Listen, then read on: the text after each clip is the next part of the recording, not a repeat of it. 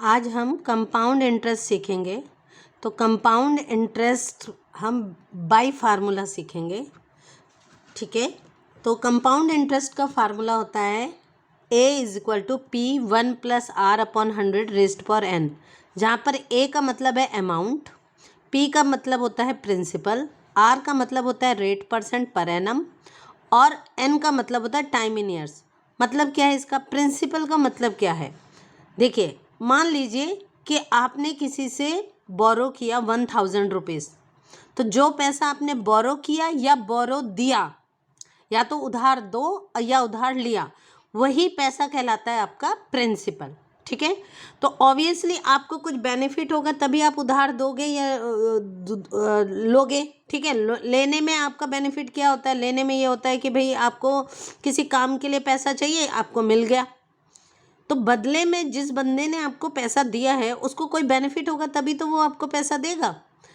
In a similar way, अगर आपने किसी को पैसा उधार दिया है तो अगर आपको कोई बेनिफिट होगा तभी तो आप पैसा दोगे। तो अगर बदले में आपको ज़्यादा पैसे मिले तो आप खुशी खुशी दे दोगे।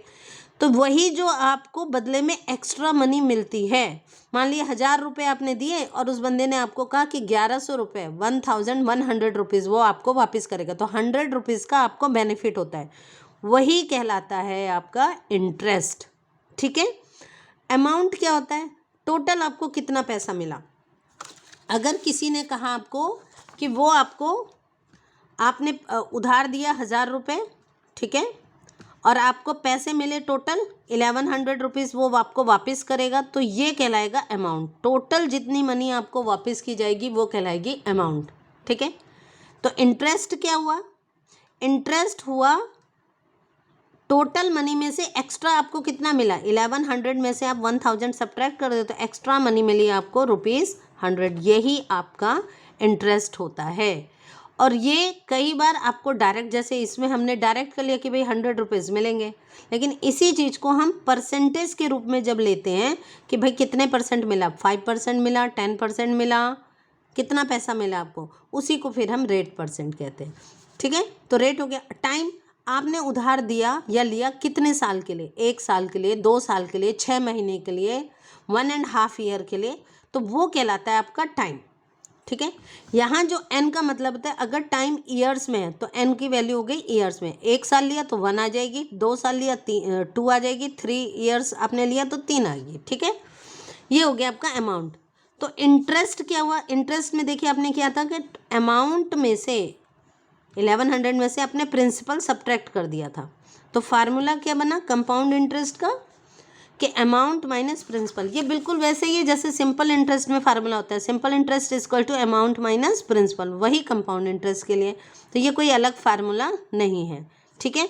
ये हो गया इसका बेसिक कि अब हम सीखेंगे कि इसको अप्लाई कैसे करते हैं। तो एग्जाम्पल लेके हम समझते हैं। जैसे क्वेश्चन है, find the amount of ₹8000 for 3 years.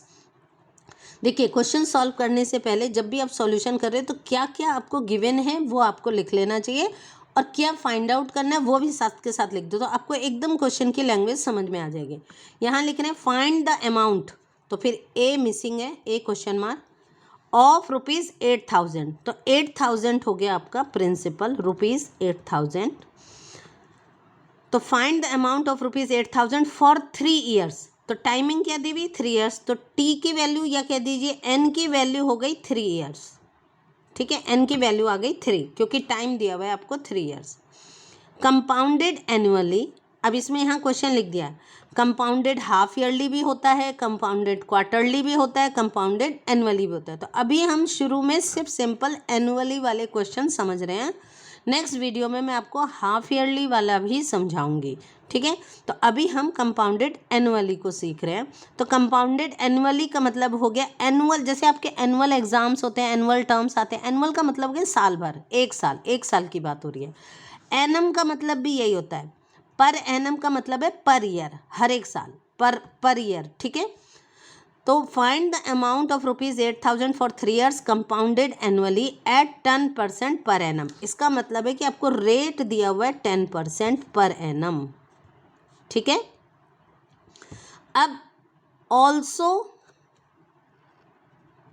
Also find compound interest, आपको और क्या निकालना है, कंपाउंड इंटरेस्ट भी क्वेश्चन मार्क है। यानी आपको प्रिंसिपल दिया हुआ है एंड टाइम दिया हुआ है, रेट दिया हुआ है, आपको अमाउंट भी निकालना है, कंपाउंड इंटरेस्ट। ऑब्वियसली हम सबसे पहले अमाउंट निकालेंगे, तो अमाउंट का फार्मूला अप्लाई कर दिया, amount is equal to P1 + R/100 raised power n। अब इसमें समझना क्या है वो आप देखिएगा, अमाउंट है तो अमाउंट आपको निकालना है, तो ये ए ही रहेगा। प्रिंसिपल आपको दिया हुआ है 8000, आपने 8000 लिख लिया। 1 + R आपको दिया हुआ है 10/100 और रेज़्ड पावर n की वैल्यू है 3। सबसे पहले हमें ये ब्रैकेट वाले पार्ट को सॉल्व करना चाहिए। अब इसको सॉल्व करने के दो तरीके, ठीक है। एक तो हो गया आपका, जैसे 1 + 10/100 है, 100 × 100, 100 + 10 110/100 हुआ और रेज़्ड पावर 3 हुआ ये, ठीक है। अब आपने इसे कैंसिल कर दिया तो आपको मिल गया 11/10 रेज़्ड पावर 3। दूसरा मेथड क्या है, दूसरा मेथड है 1 + 10/100 है रेज़्ड पावर 3, इसमें से 0 से 0 यहीं कैंसिल कर दिया। अब ये मिला आपको 1 + 1/10, 10 × 1 = 10, 10 + 1 11/10 और रेज़्ड पावर 3। आंसर देखिए दोनों में सेम आएगा। कैंसिल अब कब करते हो इस पे डिपेंड करेगा। तो मान लीजिए हमने यहीं कैंसिल कर दिया और ये वैल्यू हमें मिल गई 8000, 1 + 1/10 रेज़्ड पावर 3। नेक्स्ट स्टेप में हमने लिख दिया 8000, 10 × 1 = 10, 10 + 1 11/10 रेज़्ड पावर 3। अब इसका क्या मतलब है, इसको आप इस सेपरेट करके लिखोगे 8000 × 11/10 × 11/10 × 11/10। देखिए यहाँ पर आपको 11 11 11 कितनी बार मल्टीप्लाई करना पड़ा है, 3 बार। तो मैंने स्क्वायर्स में आपको स्क्वायर पे वीडियो भी बनाया था और स्क्वायर्स में मैंने आपको बताया था कि क्यों ज़रूरी है क्यूब्स याद करना। तो अगर आपको 20 तक के क्यूब्स याद होंगे तो इन क्वेश्चंस में आपको बहुत आसानी हो जाएगी। तो 20 तक के क्यूब्स आपको अच्छे से लर्न करना चाहिए। 15 मिनिमम कर लीजिए, 15 तक के लर्न कर लीजिए, तो वो आपको बहुत बेनिफिट देते हैं, ठीक है। और आसानी से आपको कैसे याद करना है वो मैंने उस वीडियो में आपको बताया है, तो वो आप कर सकते हैं। अब इसको जो है आप सॉल्व कर लीजिए। कैसे सॉल्व करेंगे, 0 से 0 कैंसिल किया, 0 से 0 कैंसिल किया, इस 0 से इस 0 तक आपको मिला 8 × और 11 3 टाइम। अब मुझे 11 का क्यूब याद है तो इसमें मैं डायरेक्ट कर रही हूँ, 1 3 3 1 आएगा, आप मल्टीप्लाई करोगे तो देखिए यहाँ कैलकुलेशन आप इम्प्रूव कर सकते हैं, सिंपली कर सकते हैं। तो अब इसे हम मल्टीप्लाई करके लिखेंगे तो ये वैल्यू आएगी आपकी ₹10,648। आप इसे मल्टीप्लाई करके रफ में मल्टीप्लाई कर लीजिए। अभी मुझे इसमें और भी आपको कुछ सिखाना है, इसलिए मैं ये आपको मल्टीप्लाई सिंपली मल्टीप्लिकेशन करके नहीं दिखा रही हूँ। आपका अमाउंट आ गया। अब हमें क्या निकालना है, तो आंसर आपको मिल गया 10,648 रुपीज़, ठीक है ना। ये आपको आंसर में मिल गया।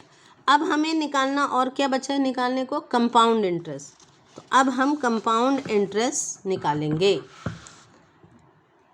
कंपाउंड इंटरेस्ट के लिए मैंने आपको फार्मूला बताया है A - P, यही फार्मूला हमने लिखा और इसमें वैल्यू पुट कर देंगे तो ₹10,648 माइनस आपका 8000, आप इसे सब्ट्रैक्ट कर दीजिए और वैल्यू आएगी आपकी ₹2648। तो इस तरह से आपका कंपाउंड इंटरेस्ट भी निकल गया। ये भी आप रफ में देखिए, कैलकुलेशन मिस्टेक की गुंजाइश मत छोड़िए। अगर आप ओरली कर सकते हैं कर लीजिए, नहीं तो लिख के कर लेना चाहिए ताकि गलती होने के चांसेस ना हो। एग्जाम में यही छोटी छोटी सिली मिस्टेक्स हमारे मार्क्स कट कर देती है। अब देखिए इसी क्वेश्चन में आपको मैं कुछ और भी सिखाना चाहती हूँ। यहाँ पे आपको अमाउंट और कंपाउंड इंटरेस्ट निकालना था। मान लीजिए आपको प्रिंसिपल निकालना होता और अमाउंट दिया होता, तब आप कैसे करते। तो अमाउंट यहाँ पे हमारा है ₹10,648, प्रिंसिपल क्वेश्चन मार्क हो गया। इसी क्वेश्चन में इसलिए समझा रही हूँ क्योंकि फिर आप कंपेयर कर सकते हो। टाइम दिया हुआ है 3 ईयर। मान लीजिए कितना क्वेश्चन किस टाइप से आएगा आपका, क्वेश्चन आएगा कि व्हाट सम जो है, एक मिनट आपको मैं क्वेश्चन बताती हूँ इस टाइप का कैसा क्वेश्चन होता है वो। A certain sum amounts to ₹10,648 in 3 years at 10% per annum compounded annually, find the sum. तो द सम का मतलब हुआ, फाइंड द सम का मतलब हुआ प्रिंसिपल निकालना है, यानी कि a certain sum amounts to rupees 10,648। उसका मतलब ये हो गया कि आपको अमाउंट तो दिया हुआ है, सम निकालना है, ठीक है। टाइम आपको हो गया, रेट परसेंट वही है 10%। तो आप क्वेश्चन कैसे सॉल्व करोगे, आप इसमें सिंपल से वैल्यू रख दोगे, ए इज इक्वल टू, फार्मूला यही रहेगा। फार्मूला मैं आपको 1+r/100 रेस्ट फॉर n, यही फार्मूला आपका रहा। इसी एक फार्मूले को कैसे डिफरेंट डिफरेंट क्वेश्चन को सॉल्व करने के लिए यूज़ किया जाता है वो आप सीख रहे हो। अब इसमें जहाँ जो वैल्यू दी है वो आप लगा दीजिए। यहाँ आया 10,648 इक्वल टू पी, आपका मिसिंग है, उसको आप पी लिखिए चाहे एक्स लिखिए। 1+10/100 रेज्ड पावर 3, यहाँ आपने कैंसिल किया सेम सिमिलर मेथड से, तो ये आ जाएगा 11/10 रेज्ड पावर 3, और यहाँ आया आपको 10,648। अब ये वैल्यू आप कैंसिल करनी है आपको, ठीक है। तो अब यहाँ पे P इक्वल टू क्या हो जाएगा, अगर आप इसको लिखोगे 11 × 11 × 11/10 × 10 × 10। अब ये वैल्यू जब इस साइड जाएगी तो क्या होगा, P यहीं रह जाएगा और ये सब वैल्यू दूसरी साइड जाएगी आपकी, तो वो हो जाएगा 10,648। डिवाइड वाली वैल्यू मल्टीप्लाई में, क्रॉस मल्टीप्लिकेशन करोगे तो मल्टीप्लाई में चली जाएगी, ये 1000 आ गया, और नीचे आपकी वैल्यू आ जाएगी 11 × 11 × 11। अब उसको चाहे 1331 लिखो चाहिए, लेकिन अब हम 1331 नहीं लिख रहे। क्यों नहीं लिख रहे, क्योंकि अब हमें कैंसिल करने की ज़रूरत है। तो अब हम इसको कैंसिल करते हैं। पहले 11 से कैंसिल, एक 11 से कैंसिल करिए, 11 9 जा 99, तो यहाँ बचेगा 7। फिर उसके बाद क्या होगा आपका 74 बना, तो 11 6 जा 66, 74 में से आप 66 सब्ट्रैक्ट कर दीजिए, 8 आया आपका, ठीक है। 74 में से 66 सब्ट्रैक्ट किया 8, और यहाँ बचा आपका 8, तो 11 8 जा 88, ठीक है। आप डिवाइड करके देख लीजिएगा। अगेन ये 11 से कैंसिल होगा, 11 1 जा 11, और यहाँ पे हो जाएगा 11 8 जा 88। 96 में से 88 सब्ट्रैक्ट करोगे तो कितना आएगा, 8 आएगा, और यहाँ 8 ऑल रहे, तो 11 8 जा 88। अगेन इस वाले से कैंसिल करोगे, 11 8 जा 88। अब यहाँ क्या बचा, ये पूरा कैंसिल करने के बाद आपको बचा 8, तो P की वैल्यू जो आई वो 8 × 1000, तो आंसर आ गया आपका ₹8000, ठीक है। तो इस तरह से प्रिंसिपल निकालते हैं। अब मान लीजिए इसी क्वेश्चन में आपको अमाउंट भी दिया होता, प्रिंसिपल दिया होता, लेकिन टाइम नहीं दिया होता। सेम क्वेश्चन है, आपको अमाउंट पता है रुपीज़। अब इन क्वेश्चंस को बहुत ध्यान से देखिएगा।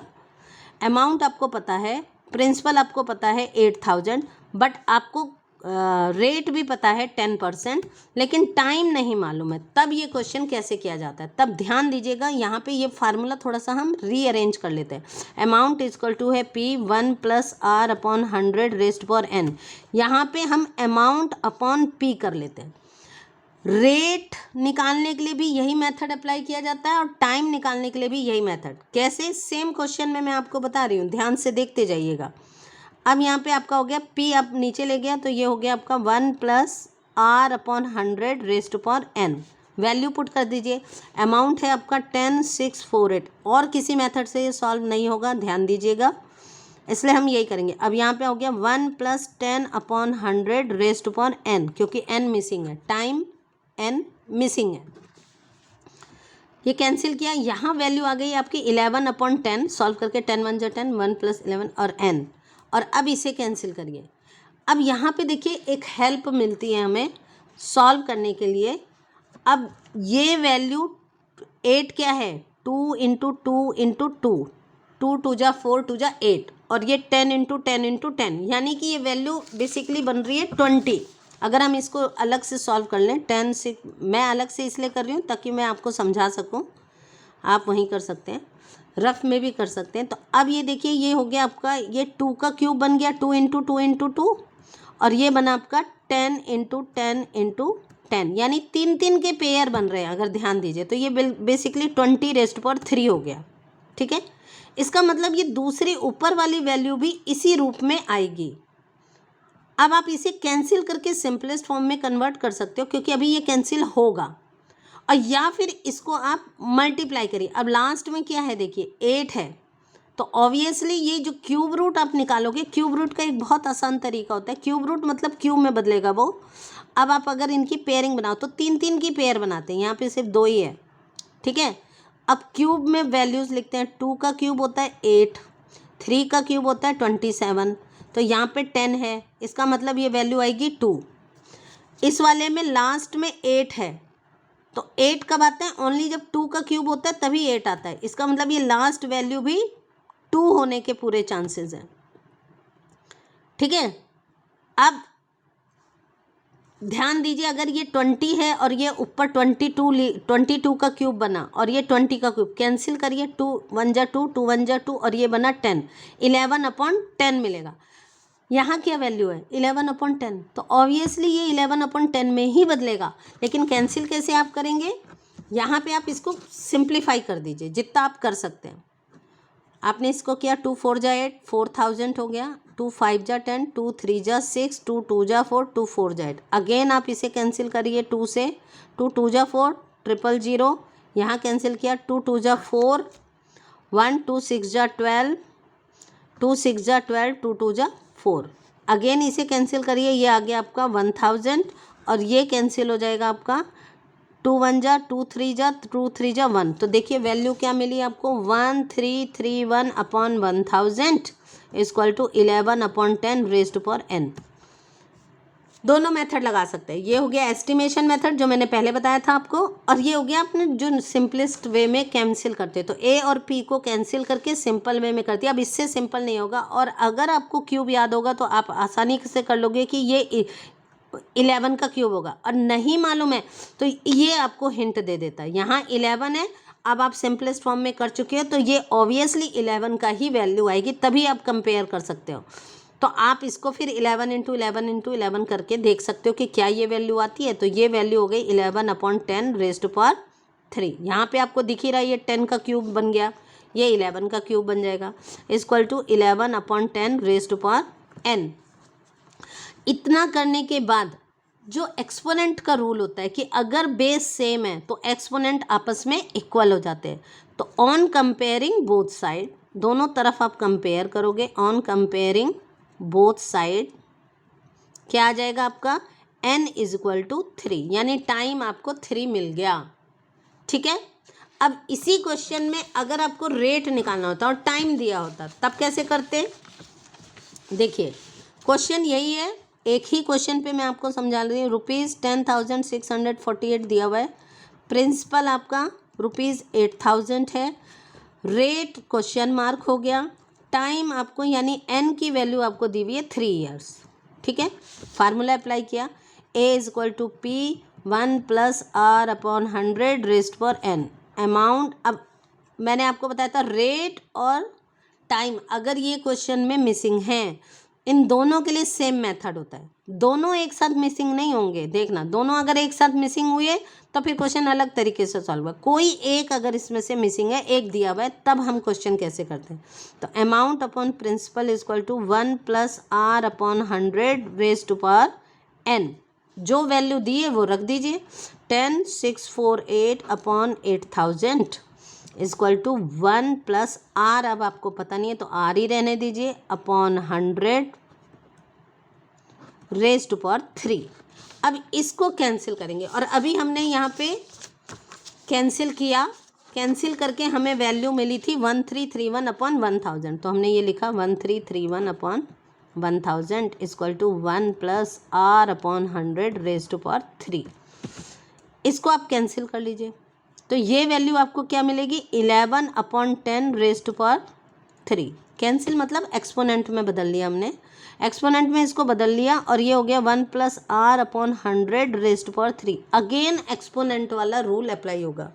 एक्सपोनेंट वाला रूल क्या कहता है, वो कहता है अगर बेस सेम है और ये वैल्यू इक्वल में है तो एक्सपोनेंट को आप इक्वल लिख देते हैं, और अगर एक्सपोनेंट सेम है तो फिर बेस इक्वल होगा, तभी ये वैल्यू इक्वल होगी। क्योंकि आप सोचिए 2 raised power 3 equal to 2 raised power 3 होगा, तभी तो इक्वल होगा। ये भी 8 आ जाएगा, ये भी 8 आ जाएगा। यानी अगर एक्सपोनेंट इक्वल है तो फिर बेस का इक्वल होने पर ही ये कंडीशन लागू होगी, और अगर बेस इक्वल है तो एक्सपोनेंट के इक्वल होने पे ही ये कंडीशन लागू होगी। इसलिए यहाँ पर आपका ये हो जाएगा एक्सपोनेंट सेम है तो ऑन कंपेयरिंग बोथ साइड आप इसको लिखोगे 11/10 इक्वल टू है 1 + r/100। एक्सपोनेंट हट जाएगा, यहाँ क्या हटा था, बेस हट गया था, n = 3 हो गया था। यहाँ पर आपका एक्सपोनेंट अब हट गया और ये वाला बेस वाली वैल्यू आपस में आप इक्वल प्रूव कर दोगे। अब इसे रीअरेंज सॉल्व कर दो लीनियर इक्वेशन की तरह। 1 आपका इस साइड आएगा, 11/10 - 1 = r/100। एलसीएम लेके सॉल्व कर दीजिए। 10 1 10 जा 10 तो -10 आ गया ऊपर इक्वल टू r/100। इसे सॉल्व किया तो ये 1/10 आ गया equal to r/100। Cross multiplication तो 10r equal to 100, so r equal to 100/10। Cancel कर दिया 10%, तो r की वैल्यू आ गई आपके 10%। तो इस तरीके से रेट निकालने के लिए और टाइम निकालने के लिए आपको अमाउंट अपॉन प्रिंसिपल करना होता है, और अगर आपको कंपाउंड इंटरेस्ट निकालना है या अमाउंट निकालना है तो सिंपल इसी फार्मूले में वैल्यू रख के कर देते हैं। तो ये हो गया आपका सिंपल तरीका। जो क्वेश्चंस हैं कंपाउंड इंटरेस्ट के, सिंपल क्वेश्चन इस तरीके से सॉल्व होते हैं।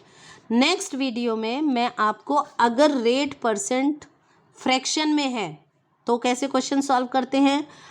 जैसे मान लीजिए रेट आपको दिया हुआ है 1/3%, तो कैसे सॉल्व होगा, या टाइम इस रूप में दिया हुआ है तो कैसे, रेट और टाइम फ्रैक्शन में दिया हुआ है तो कैसे सॉल्व करोगे।